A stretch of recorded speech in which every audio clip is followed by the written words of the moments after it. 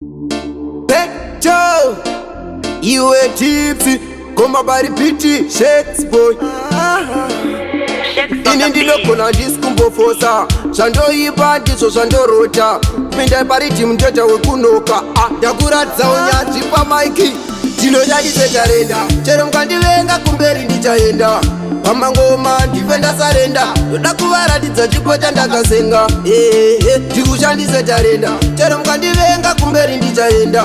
Pamangoma ndife ndasarenda, ndoda kuvaratidza chipo chandakasenga. Handingambogarira chipo ili anondisimbisa rutega variko. Handirase tariro, kupinda pamaiki ndinobata lesvikiro. Ndazongodza kuchibhora mumapure, ndichimhanya kutopfuura chikure. Tiri kumberi iwe kumashure, mafadzi vese vakudedzera hure. Ndinonyadise tarenda, chero mukandivenga kumberi ndichaenda. Pamangoma ndife ndasarenda, ndoda kuvaratidza chipo chandakasenga. Ndikushandise tarenda, chero mukandivenga kumberi ndichaenda. Pamangoma ndife ndasarenda, ndoda kuvaratidza chipo chandakasenga. Kune vanovenge patani, havazive ndiri mukuru wekambani. Ndiri kupfunza ndiani, zvavanoita kunge vana vasatani. Ini ndinogona ndisikumbofosa, zvandoipa ndizvo zvandorota.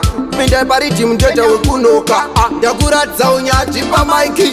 Ndinonyadise tarenda, chero mukandivenga kumberi ndichaenda. Pamangoma ndife ndasarenda, ndoda kuvaratidza chipo chandakasenga. Ndikushandise tarenda, chero mukandivenga kumberi ndichaenda. Pamangoma ndife ndasarenda, ndoda kuvaratidza chipo chandakasenga. Handingambogarira chipo ili anondisimbisa rutega variko. Handirase tariro, kupinda pamaiki ndinobata lesvikiro. Ndazongodza kuchibhora mumapure, ndichimhanya kutopfuura chikure. Tiri kumberi iwe kumashure, mafadzi vese vakudedzera hure. Ndinonyadise tarenda, chero mukandivenga kumberi ndichaenda.